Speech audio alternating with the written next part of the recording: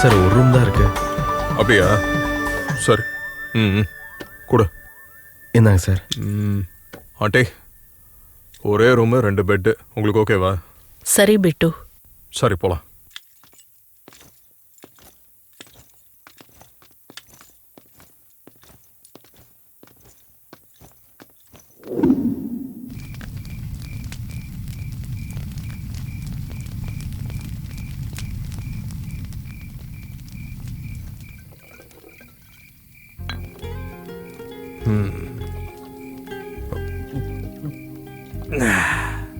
So உங்க ஆளுங்க உங்களை பயன்படுத்திக்கிட்டு விட்டுட்டாங்க.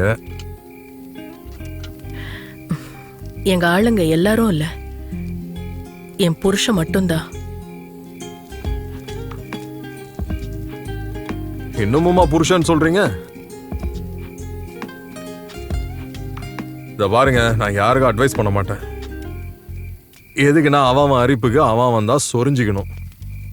இந்த தப்பு பண்றவனுக்கு அது தப்புன்னு சொன்னோன்னு வைங்களேன், அவன் திரும்பி போய் அதே தப்பு மையத்தை தான் நொட்டுவான். ஆனா ஒரு தடவை அந்த குழிக்குள்ள விழுந்துட்டா அப்புறம் அவனுக்கு எல்லாம் புரிஞ்சிடும். அதுக்கப்புறம் வாழ்க்கையில அதே தப்பு பண்ண மாட்டான். இதெல்லாம் சொல்லி நம்ம கெட்டவன் பேர் எடுக்கிறதுக்கு அவன் பட்டே புரிஞ்சுக்கிட்டோம். அதான் இவனுக்கு அட்வைஸ் பண்றது இல்ல. லவ்ல விழுந்ததுக்கு அப்புறம் கல்யாணத்தப்ப தெரியாது, கொஞ்ச நாள் போனதுக்கு அப்புறம் தான் தெரியும் எவ்வளோ பெரிய பொதகுழியில விழுந்திருக்கோன்னு. நீ இது வரைக்கும் ரிலேஷன்ஷிப்ல இருந்ததில்லைன்னு நினைக்கிறேன், அதான் இப்படி யோசிக்கிற. யோசிக்கணும் ஆண்டி, என்ன மாதிரி தான் யோசிக்கணும், இல்லைன்னா வச்சு செஞ்சுட்டு போயிடுவானுங்க. பாருங்க ஆண்டி, எல்லா மனுஷங்களுக்கும் அவசரம் இருக்கிறவர் தான். அவசரம் முடிஞ்சிருச்சு மொத்தமா போர் அடிச்சிடும், தூக்கி போட்டு போயிட்டே இருப்பாங்க. இதுதான் ஹியூமன் நேச்சர். இதை யாரும் ஒத்துக்க மாட்டாங்க.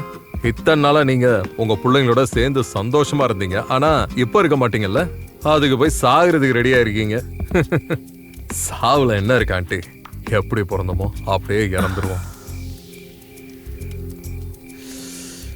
ராத்திரி உங்க புருஷன் பக்கத்துல படுத்தாதான் விடியறதே தெரியும். நீங்க உங்க பிள்ளைங்களை பெத்து வளர்த்து பெரிய ஆளாக்கி கல்யாணம் பண்ணி கொடுத்தீங்க. ஆனா இப்ப அவங்க உங்களை ரோட்ல விட்டாங்க. உங்களுக்குள்ள இருந்து வந்த அவங்களுக்கே அவ்வளோன்னா உங்களுக்கு எவ்வளோ இருக்கும் சொல்லுங்க. நீங்க இல்லாம அவங்க வாழ்ந்துருவோன்னு நினைக்கிறப்போ அவங்க இல்லாம நீங்க ஏன் வாழக்கூடாது? லைஃப் ரொம்ப ஈஸி ஆண்டி. வாழ தெரியாதவங்க தான் சாகணும்னு சொல்லுவாங்க. அது எல்லாம் போய் தான். பிறந்த எல்லாருமே வாழ்வாங்கிறது தான் உண்மை. இதெல்லாம் அவங்க யோசிக்க மாட்டாங்க, அவ்வளவுதான். எப்படி வாழ்றதுன்னு யோசிச்சாங்கன்னா இந்த சமுதாயத்துல வாழ்றது அவ்வளோ பெரிய கஷ்டம் ஒண்ணு இல்லை ஆண்டி. காதல், கல்யாணம், பசங்கன்னு இல்லாத பிரச்சனைங்க வாழ்க்கையோட சேர்த்து கண்ணு தெரியாத மாதிரி கண்ணாடி போட்டு வாழ்ந்துடுறாங்க.